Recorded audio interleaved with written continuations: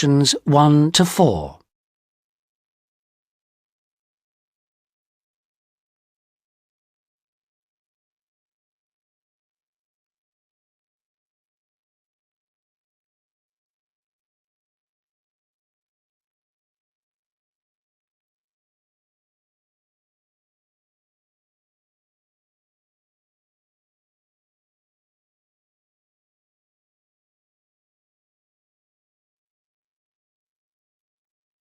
You'll see that there is an example which has been done for you. On this occasion only, the conversation relating to this will be played first. Sarah, I've heard that you want to move into a homestay family. Is that correct? Yes, that's right. I've been staying with my aunt, and now my cousin is arriving from Singapore, and my aunt needs the room for him. Oh, that's bad luck. Well, I'll need to get some particulars first. Sarah, what's your full name? Sarah Lim, and that's Sarah without the H at the end. Linda asks for Sarah's full name, Sarah Lim, so this has been written in the notes. Now we shall begin. You should answer the questions as you listen, because you will not hear the recording a second time. Listen carefully and answer questions 1 to 4. Sarah, I've heard that you want to move into a homestay family. Is that correct? Yes, that's right. I've been staying with my aunt, and now my cousin is arriving from Singapore, and my aunt needs the room for him. Oh, that's bad luck. Well, I'll need to get some particulars first. Sarah, what's your full name? Sarah Lim, and that's Sarah without the H at the end. How old are you, Sarah? 23, only just. It was my birthday on the 21st of August. Happy birthday for yesterday. How long have you been in Australia? A year in Adelaide and 6 months in Sydney. I prefer Sydney. I've got more friends here. What's your address at your aunt's house? Flat 1, 539 Forest Road, Canterbury. And the postcode is 2036. Okay. What are you studying now? I was studying General English in Adelaide, and now I'm doing Academic English because I'm trying to get into medicine next year. That sounds good, but it'll take you a long time. When would you like to move out from your aunt's? My cousin arrives on Friday morning, so I'd better be out on Thursday. What, the 7th of September? Yes, that's right. Before you hear the rest of the conversation, you have some time to look at questions 5 to 10.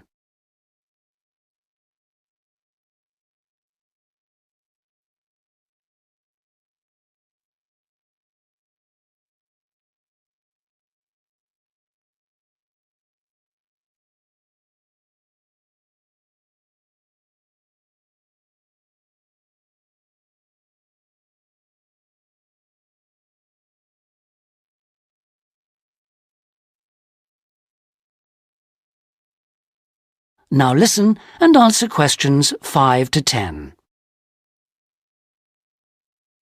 That doesn't leave us much time. Right, okay. I need to know what kind of accommodation you'd like so I can get you something suitable. Can I share a room with someone else? I've been alone in my room at my aunt's, and I've always shared with my sister, and I like that. Yes, fine. That'll save you money too. Would you like to live with a family, or do you think that a single person would be better for you? I have lots of very nice single people on my books. Do you have any women living alone, retired women? Yes, I have quite a few whose children have grown up and left home. In fact, I have some really lovely retired ladies living by themselves who just love the company of students. Most of them live in flats, but that's not a problem for you, is it? Not at all. I'm used to that. My aunt lives in a flat too, remember? I'm not used to a big house with a garden, swimming pool, pets and all that. Okay, fine. I know quite a bit about what you want now. I should let you know that your rent will be $160 per week. You'll have to pay me $320 as a deposit before you move in. The deposit is as insurance in case you break something. You'll need to pay monthly to me by cash or cheque, I don't mind. You don't need to pay for gas, electricity or water, but you will need to pay your proportion of the phone bill. Most families do that on an honour system, but you'll have to wait and see. Have you got any more questions for me? When will you know where I can go? I'll work on it now. So come and see me tomorrow, and I should have some news for you then. Thanks a lot. Goodbye. See you tomorrow. After lunch would be better for me. OK, see you then. Bye. That is the end of section 1. You now have half a minute to check your answers.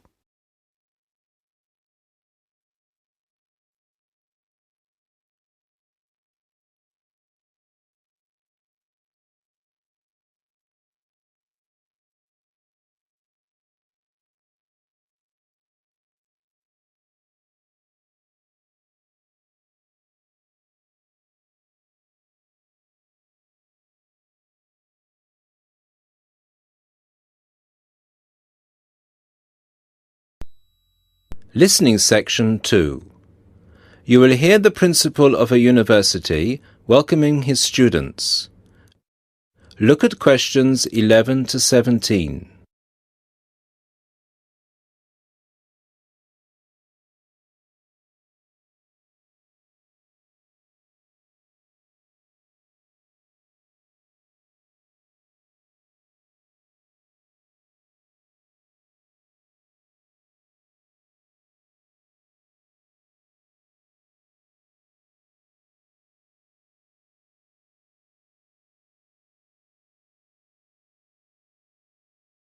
Listen to the first part of the lecture and answer questions 11 to 17.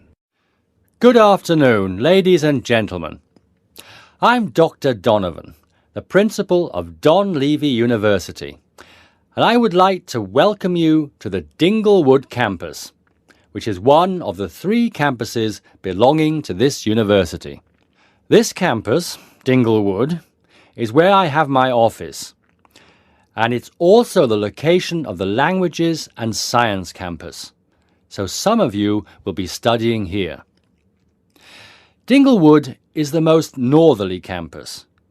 The business studies blocks are in the Churchdown campus in the centre of town, and the southern or Trailway campus, where history and architecture are situated, is to the south of the town.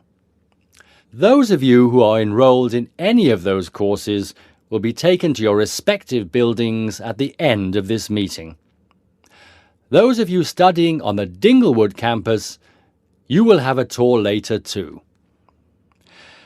This building we are assembled in is the office or administration block, Block 39, and is where the weekly meetings are held. You are welcome to attend these meetings, as are all the university staff.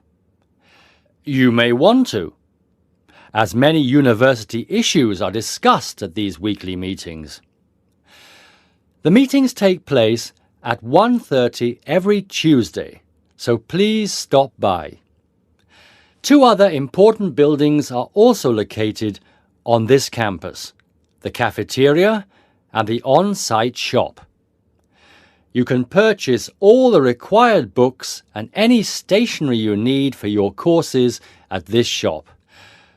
Please bear in mind that even though you have shown your ID passes to enter the site, you still need to use them again to buy anything in the shop or cafeteria. This is for security reasons. Now look at questions 18 to 20.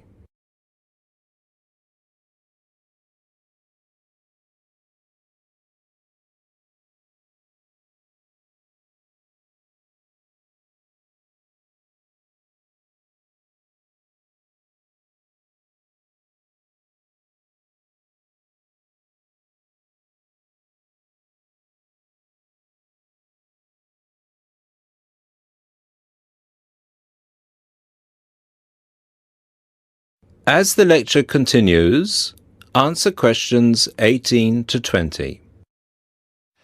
Now, if I could draw your attention to the back page of your joining instructions booklet, you will see a small map of this campus, Dingle Wood. The block we are in now, the Office and Administration block, is located between the Languages Centre, Block 38, and the Physics School, Block 30. That's 3O. These are both on the right of the plan. The cafeteria, which is open from 7 a.m. to 9:30 p.m., is on the left of the plan. It is between the Chemistry block, number 35, and the University shop, Block 33. At the University shop, you can get all you will need in terms of course materials. The Biology block is block number 29, and you'll find the Biology block between the Chemistry block and the Languages Centre. Be careful with the numbers, as they are not always logical.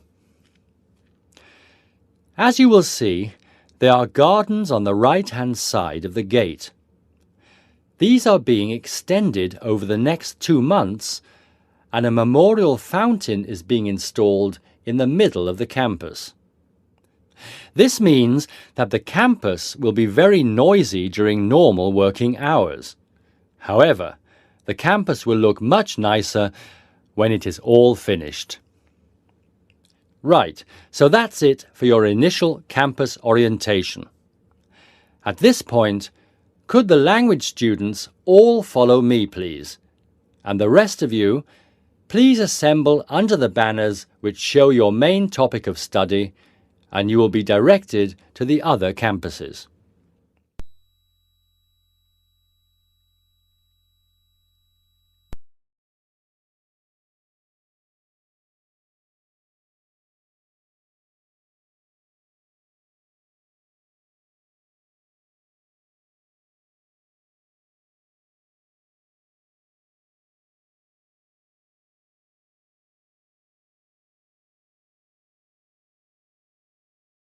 Now turn to Section 3. Section 3. You will hear a conversation between a lecturer and 2 horticulture students who are preparing a display for a science fair. First, you have some time to look at questions 21 to 25.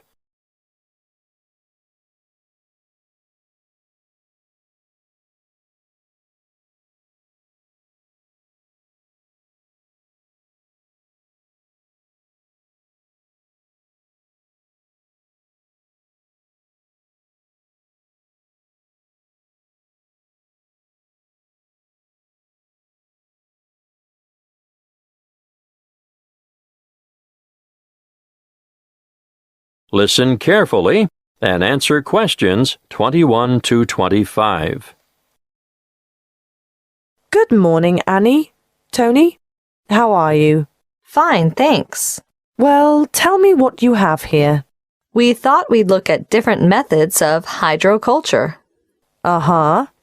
In the true hydroponics method, the roots are bathed with water and nutrient solution, while support for the plant must be provided above the container. And alternatively? Alternatively, the plants can grow with their roots in a substratum, such as sand, vermiculite, or LECA granules. LECA stands for Lightweight Expanded Clay Aggregate, and vermiculite is... Thank you, Tony. I know what vermiculite is, but you should be prepared to give details about all these things to the visitors. Can you explain what the advantage of LECA is over traditional soil? It's a natural product, manufactured from clay. It's colorful, lightweight, and perfect for allergy sufferers. That's right. Now tell me why. Because it's clean and hygienic, bacteria and soil diseases don't get a chance. Well, you could say that on this chart here, ideal for household plants. and will point out that the growing medium itself makes no contribution to feeding, which is provided in solution with the water. Good. Now tell me what you've got here. This is a simple version of the first method, using a wide-necked jar which we've filled with water and nutrients, leaving space at the top. As the roots need to be in darkness, we'll cover the sides of the glass with brown paper later. How did you get the plant through the cork? We made a hole through the center and cut the cork in half so we could fit it around the plant stem, and we padded the hole with cotton wool. Well, that's a good demonstration of the principle involved and ideal for a houseplant, but many people will want to see a wider application. What about more plants? We haven't quite finished the preparation yet, but over here you can see a bigger container. In fact, any wide container can be used, with the nutrient solution in the bottom, airspace above, and then we've made a rigid lid, and we've covered that with a layer of litter. What have you used for litter? We've used wood shavings. Untreated? Definitely. That's most important. You can use a variety of materials for litter, but obviously nothing toxic, and treated timber contains some nasty chemicals. So, if you're using sawdust or wood shavings, they have to be from natural timber. A good point. Yes, we'll make a note of that when we list possible ingredients for litter. Be sure to explain the purpose of the rigid lid. It's wire mesh, isn't it? And why the litter layer is important too. Well, the mesh is just a platform to keep the litter out of the water, and the primary function of the litter is to exclude light from the root space. Before you hear the rest of the conversation, you have some time to look at questions 26 to 30.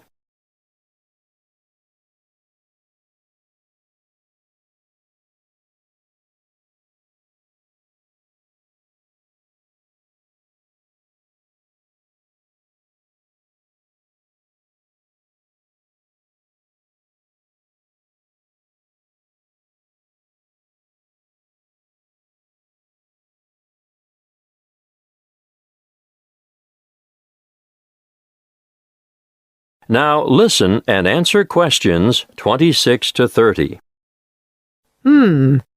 What you have so far is ideal for the home or office, but what about commercial applications? Well, we're going to demonstrate the nutrient film technique, which is popular with some commercial growers, particularly for the cultivation of crops such as runner beans and tomatoes. Producers would really like to see some innovation in the cultivation of potatoes and yams too, but obviously, this technique is only suitable for those crops which grow above ground. What about peas? Well, we found peas were awfully tricky to grow using this method, although we're still unsure as to the reason. Where's the exhibit? I don't see it anywhere. Well, that's because we haven't finished it yet, because we're going to have to procure some mature plants first. We didn't think far enough ahead to have started them off earlier, and when we do get them, we'll have to handle them carefully.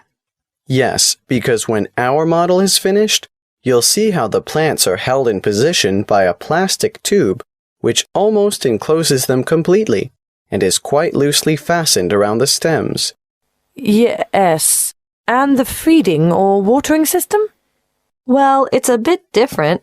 On a large scale like this, you need to have the food solution trickle down through the tubes. Yes, but the solution must also be rich in oxygen. And what? It just bathes the roots? That's one way of doing it. What's the other way? You can have the solution moistening a substratum of rock wool at the bottom of the container. Rock wool? It's the same as mineral wool.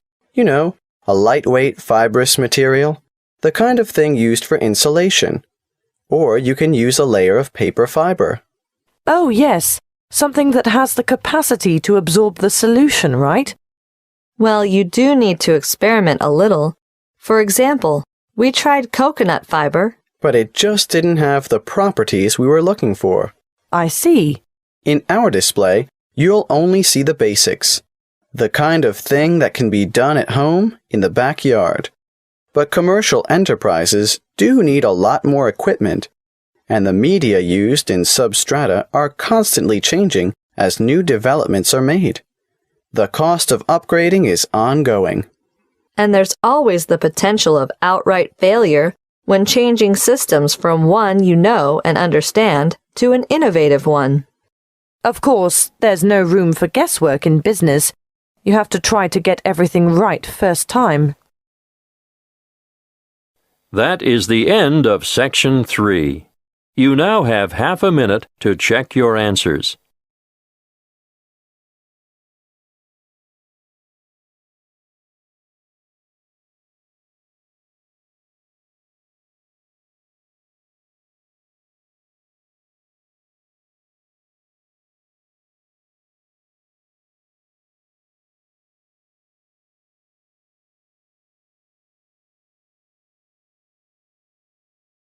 Now turn to Section 4. Section 4. You will hear a postgraduate psychology student talking to other students about a job satisfaction study he has investigated. Before you listen, you have some time to look at questions 31 to 40.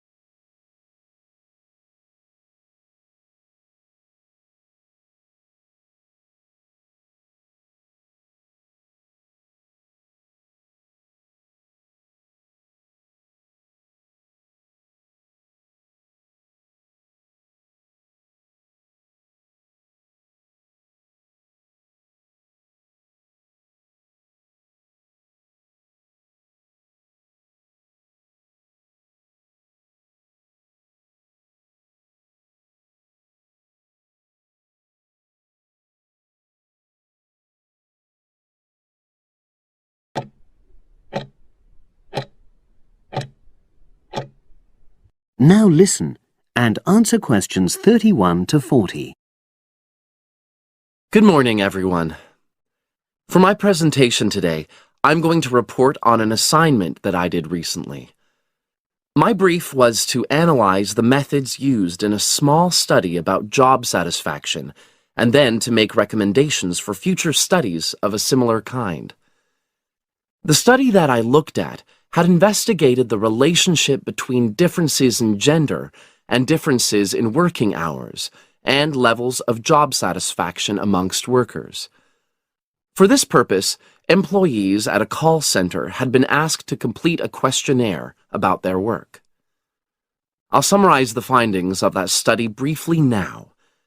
First of all, female full-time workers reported slightly higher levels of job satisfaction than male full-time workers. Secondly, female part-time workers reported slightly higher levels of satisfaction than female full-time ones did.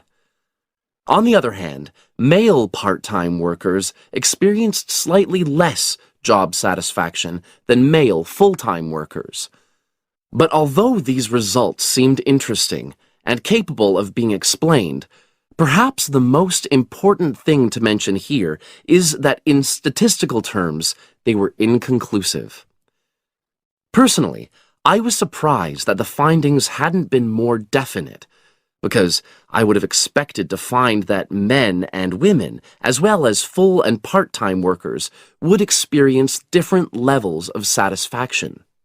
So I then looked more carefully at the methodology employed by the researchers to see where there may have been problems. This is what I found. First of all, the size of the sample was probably too small. The overall total of workers who took part in the survey was 223, which sounds quite a lot, but they had to be divided up into subgroups. Also, the numbers in the different subgroups were unequal. For example, there were 154 workers in the full-time group, but only 69 in the part-time group. And amongst this part-time group, only 10 were male, compared to 59 who were female. Secondly, although quite a large number of people had been asked to take part in the survey, the response was disappointingly low. A lot of them just ignored the invitation. And workers who did respond may have differed in important respects from those who didn't. Thirdly, as the questionnaires had been posted to the call center for distribution, the researchers had had very limited control over the conditions in which participants completed them. For instance, their responses to questions may have been influenced by the views of their colleagues. All these problems may have biased the results. In the last part of my assignment, I made recommendations for a similar study, attempting to remove the problems that I've just mentioned. Firstly, a much larger sample should be targeted, and care should be taken to ensure that equal numbers of both genders and both full and part-time workers are surveyed. Secondly, the researchers should ensure that they are present to administer the questionnaires to the workers themselves. And should they require the workers to complete the questionnaire under supervised conditions so that the possibility of influence from other colleagues is eliminated. Finally, as workers may be unwilling to provide details of their job satisfaction when they are on work premises, it's important that the researchers reassure them that their responses will remain confidential, and also that they have the right to withdraw from the study at any time if they want to. By taking measures like these, the reliability of the responses to the questionnaires is likely to be increased, and any comparisons that are made are likely to be more valid. So, that was a summary of my assignment. Does anyone have any questions? That is the end of section 4. You now have half a minute to check your answers.